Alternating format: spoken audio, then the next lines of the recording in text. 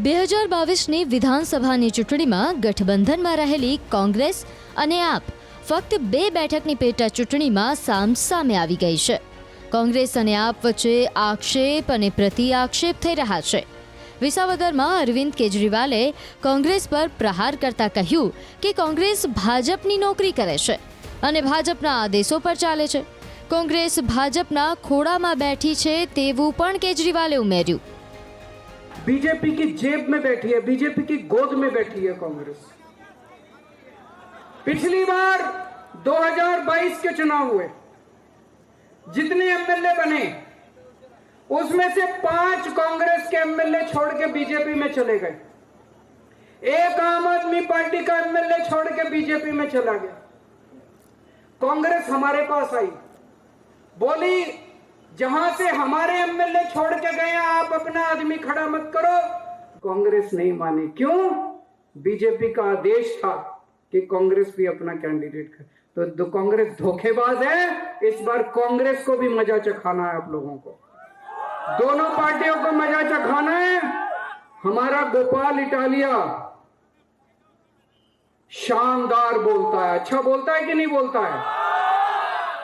भ्रष्टाचारियों से लड़ता है, डरता नहीं है किसी से। बड़े बड़े भ्रष्टाचारियों को ऐसी तैसी कर देता है। गोपाल इटालिया को विधानसभा में भेजोगे, ये विसावदर की नहीं पूरे गुजरात की आवाज बनेगा। पूरे गुजरात के गरीबों के लिए, खेडूओं के लिए, किसानों की आवाज उठाएगा। आप विधानसभा भेजोगे तभी तो होगा। જેની સામે કોંગ્રેસ એમએલએ જિગ્નેશ મેવાણીએ જવાબ આપતા કહ્યું કે કેજરીવાલ બકવાસ કરે છે।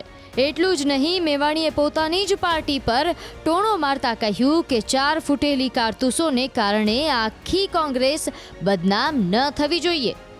આવી કોંગ્રેસની ફૂટેલી કારતૂસોને કાઢીને પાર મૂકો ને એટલે વાત પતે। આમ તો 2 બેઠકની પેટા ચૂંટણીમાં ત્રિપાખીયો જંગ છે, પરંતુ હાલમાં એક સમયે ગઠબંધનવાળા 2 પક્ષો કોંગ્રેસ અને આમ આદમી પાર્ટી સામસામે આવી ગયા છે। અરવિંદ કેજરીવાલે ગઈકાલે કહ્યું કે ગુજરાત કોંગ્રેસ એ ગુજરાતની જનતાની નહીં ભાજપની સર્વિસમાં છે। આ બકવાસ છે ને નોનસેન્સ છે। 4 ફૂટેલી કારતૂસોના કારણે આખી ગુજરાત કોંગ્રેસ બદનામ ના થવી જોઈએ।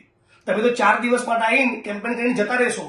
એક ગુજરાત પ્રદેશ કોંગ્રેસ સમિતિના અમારા સિપાહીઓ છે જે 25 વર્ષથી 30 વર્ષથી તાલુકા કક્ષાએ, જિલ્લા કક્ષાએ સંઘ પરિવારના ભાજપની સામે લડી રહ્યા છે। અને જે લોકો પક્ષમાં એમને નથી કાઢતા એમને બી કહેવા માંગુ છું કે કાઢીને પાર મેલો ને એટલે વાત પતે। શેના માટે આપણે એવી બદનામી ઓરીએ છીએ? કાઢો ને, પાર્ટીને ક્લીન કરો, બધા સાથે મળીને ગુજરાત બેઠું કરીએ।